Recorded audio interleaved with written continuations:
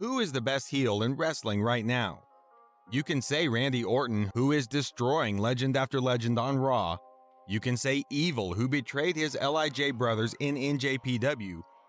But nobody has been so consistently such a bad guy like MJF. He always stays on character, and you can't help but wonder, how is this guy in real life? We don't know much about his real life though. What we do know are some wrestling related facts about MJF, and here are the 10 plus 1 of them. Number 11. Insults the fans constantly. Let's start with an obvious one. MJF is one of the best at insulting the fans. It's his second nature, it seems. When MJF and Chris Jericho came into the ring and stood face to face and cut a promo against each other, fans wanted to cheer for MJF. However, MJF won't allow anyone to cheer for him. He wants them to hate him no matter what.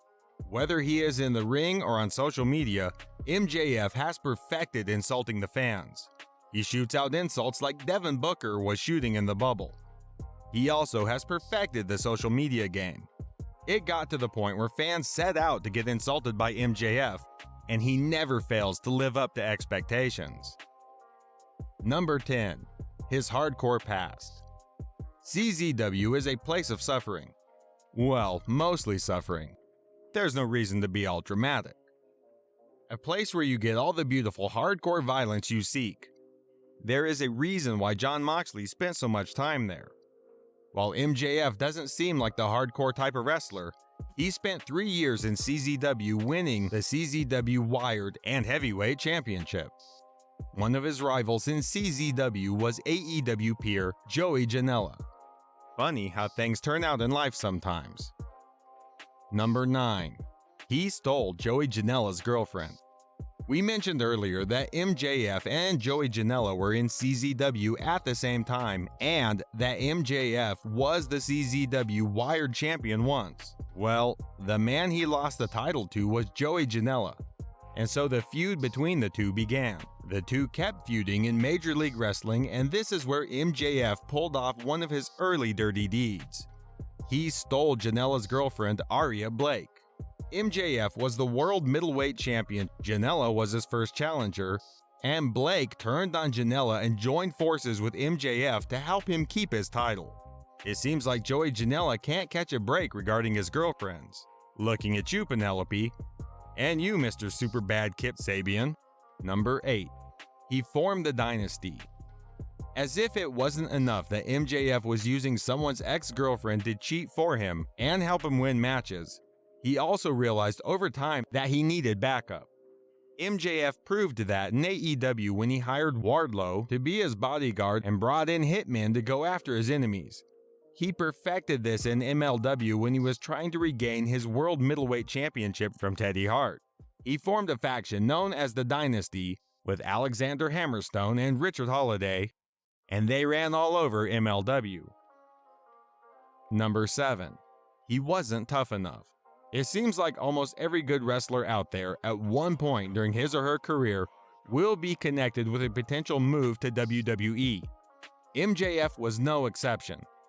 The company put together the 6th and final season of Tough Enough in 2015. MJF, who was just starting his career in 2015, auditioned for the show via a video, which WWE later uploaded.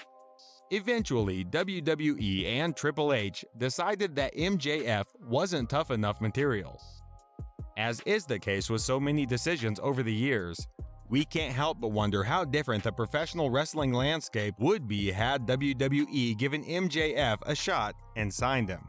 Would he have been the dynamic heel he is in AEW, or would he have been watered down by WWE's creative team? We'll never know. But wait a minute. Despite not being tough enough, MJF has appeared in WWE, more specifically in NXT. Back in 2016 at the NXT TakeOver Brooklyn 2, he was used as a security guard in a backstage segment with then NXT champion Samoa Joe. In the brief segment, MJF was supposed to walk along with Joe and the other guards, but started to move ahead of Joe. This led to Joe pushing him back, telling him to get back in line this way. MJF apparently didn't forget about that incident And a few months earlier in Dynamite, MJF did the same to AEW Dark regular Lee Johnson, who tried to overtake him. Most of the fans probably didn't get the joke, but for those who did, definitely smiled, since it was a cool Easter egg. Number 6. Betrayed Cody Rhodes. MJF was clearly a heel when he joined All Elite Wrestling. However, for some reason he joined up with Cody Rhodes, the company's biggest babyface. As Cody said one time, he knew MJF was a heel, but he was a heel. That all changed when MJF turned on him. Cody fought Chris Jericho for the AEW World Championship. There was a stipulation that if Cody lost, he could never challenge for the title again. MJF threw in the towel for Cody and took away his only chance to win a world title in AEW. Then MJF attacked and laid out Cody. Number 5. He's better than you in football. Besides pro wrestling, MJF found interest in football as well. He was part of Plainview, old Bethpage John F. Kennedy's football team, and not only that, but was an all-state middle linebacker in New York. Fortunately or unfortunately, depending on how you see it, MJF chose pro wrestling. What is it with football and pro wrestling? A lot of pro wrestlers start as football players. Our friends from America, can you help us out with that question? Comment below. Number 4. He's a huge fan of old school wrestling. If MJF reminds you of the mega heels of the past, guys like Arn Anderson and Ric Flair, well, it's because he idolizes that period of wrestling and has brought many of the tactics used back then into 2020. He has a bodyguard, Wardlow, and has hired Butcher and Blade to take out the Elite. This mix of old school and modern shenanigans makes MJF so hated. Number 3. His charisma was evident from a very young age. It seems like certain people are born with a special talent. Others sing really well, others are showing great athletic ability, and MJF was one of those kids. His parents submitted a tape of young Maxwell singing "You Are My Sunshine" to The Rosie O'Donnell Show. In 2001, at just 5 years old, MJF appeared on the show, and his natural charisma was evident. He had no problem answering O'Donnell's questions. He was making jokes, and his live performance of "You Are My Sunshine" was amazing.